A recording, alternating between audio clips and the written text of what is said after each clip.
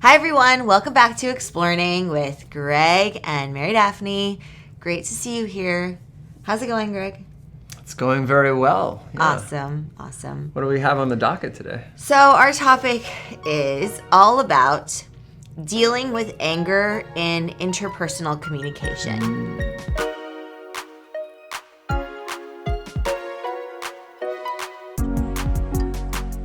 So interpersonal communication is communication between two or more people, right? So it's like what we're doing with each other, right? It's when you have conversations with your friends and family and colleagues, right? So anger, it's a big one, right? Yeah, anger's tough. It's a tough one. And it's one of these things where we all do it, right? We all get angry. Even the people that you don't suspect ever get angry, you know? Like there are a couple of people where you're just like, oh, they seem always calm and collected and Placid and happy. It's like, well, no, everyone gets angry. So you're not alone, right? Yeah, and like you're saying, in interpersonal communication, interpersonal interactions, the anger is toughest to deal with, right? I find when you're angry with yourself, Yeah. at least it's contained to yourself. Yeah. In the moment, at the very least. But the point is, it's less. There's fewer triggers to keep it going. Yeah. Whereas when you're angry with someone else, often that anger gets reciprocated, and Yeah. it keeps building up and escalating. And the other person gets angry and then it just amplifies. Yeah. Right? And like Yeah. you said, it escalates.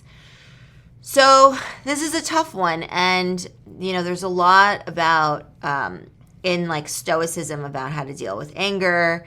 And Ryan Holiday talks about it in terms of like, I think he even like has a recording in his house, or he has like a perpetual camera, like a... He did that for a while. Okay. And he said he'd never do it again. I guess it didn't go over too well. Yeah. Well, no. Well, he was so embarrassed by what he saw that he stopped doing it. Right. So he talks about like how you're not yourself when you're angry because it's such a heightened emotion that you just like lose control. And so it's really tough, right? Because we don't want to get to that point where we lose control of ourselves and our communication and of our behavior. Yeah. So I think the best way to talk about this is to split it up into two sort of categories, being one is what do you do if you're the person angry in that situation? And what do you do if you're the person interacting or communicating with somebody who's angry? Yeah. So let's tackle the first one first. So this is when you're the angry person. Yes. Okay. Right. So I think if you are really attuned to your behaviors and your communication and to your feelings and to your mood, it's much easier to do a self-check, right? Like a body scan, a mind scan. And so if you're able to do that through practices like through introspection and intrapersonal communication, which is a big topic as well, then you'll be able to check in with yourself. Yeah, I like that idea because when you're feeling anger, it's coming from a place within. Right? There may be an external stimulus, Yeah. but the feeling of anger itself comes from within, right? Totally. And it goes back to that phrase,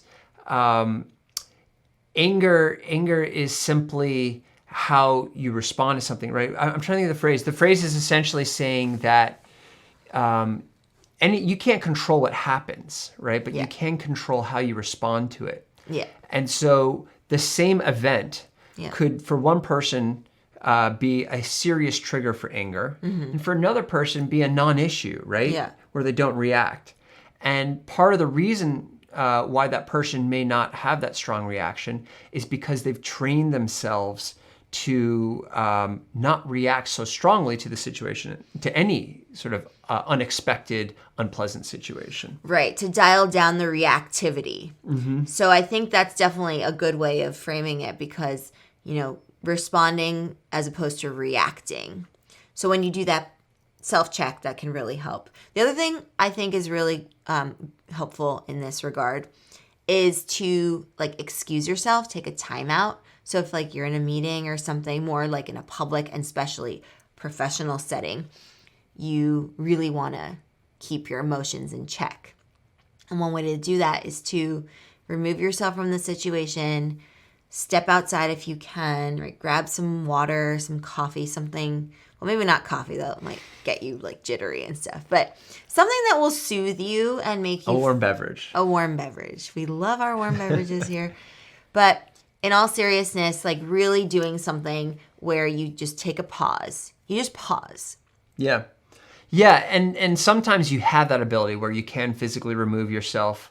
In a situation where you can't, you can achieve something similar by essentially just reorienting the conversation for the time being. That's a good one. Okay, this is, clearly getting very heated. Yeah. Before we go any further, why don't we pause and switch topics, and then we'll revisit this. Yeah. Right? And, once our tempers have subsided. And you don't have to include the temper part, but the point is, when it becomes clear that the tension has increased to a point where it's preventing, everyone from making rational decisions and speaking clearly, the most important thing to do is that one could do is to get everyone's minds back to a state of normalcy. So by switching topics, you can sort of reset. And that doesn't mean you desert whatever topic it is you were discussing, but make a little note, maybe on a piece of paper, to return to it after you've discussed something else, right? Get the brains to reset. And believe it or not, while you're discussing something else, it's amazing, but in the back of your head, part of your brain is still processing what just happened. Yeah. Right? And so just by having a conversation about something else, when you return to the original conversation, you've already done some subconscious processing, and you might be surprised at how much better you're able to discuss that originally very controversial topic. Absolutely. And, taking a moment to allow that to happen, allow that process to, to ignite. And breathing, right? Just like, especially if you're not able to remove yourself from the situation, just like centering yourself and breathing, because that goes unnoticed, right? People are not going to be like, oh, why are they breathing? Right? It's very easy to just do that in a non-obvious way. Like, right? You don't have to go on full on meditation it can be subtle. mode. It can be subtle. And it really does help. Mm-hmm. So what about if you are now communicating with somebody who's angry? What do you do in that situation? Right, when you're the recipient of the anger. Right, when you're the punching bag. Yeah. Right? So I think for this one, it's really important to show empathy, right? To be as empathetic as you can, because 90% of the time, that anger that the wrath that they unleash on you has nothing to do with you, right? Okay, maybe, something you said or did triggered them in some way, but still, the onus is not on you. The onus is on them for reacting in that way, right? Wouldn't you say? Absolutely. And for me, as a part of that, the key is to not get angry in return, right? Yeah. So anger can be this infectious thing. It's kind of like a flame. Yeah. And you can decide how flammable you are, right? So if there's the anger, someone else's anger is a flame that's getting, coming closer to you, you decide how flammable you are. You could be a box of kindling it and, erupt in flame and return the anger back, but nothing's going to get resolved. Yeah. In fact, the fire just keeps getting bigger and bigger. Alternatively, you can be like a cool glass of water that, no matter how much flame is around it. Or a glacial stream. A glacial stream, exactly. You keep your cool. Yeah. And by keeping your cool, eventually you're going to start to extinguish their flame. Yeah. It may grow a little bit out of their frustration. Often when the other person's angry, they expect you to be angry in return, right? And they get frustrated when they see that you're being Not cool and angry. placid. Yeah. But eventually they run out of steam and you're not giving them any more fuel. So that can be very effective in starting to address an onslaught of anger. Definitely. And I love that because it just, it helps calm the situation as opposed to adding more insult to injury. And the other thing is when you're kind of keeping in mind their perspective. Maybe you know what's really bothering them deep down. Give them, the benefit of the doubt too, right? Don't take it personally. And try to really get to the bottom of it. Maybe not in that moment, but revisiting it later and helping them sort of like recalibrate their thought process around what started that angry outburst in the first place. And not to like condone being treated as a punching bag. That is not acceptable. It's not okay in any way, shape, or form.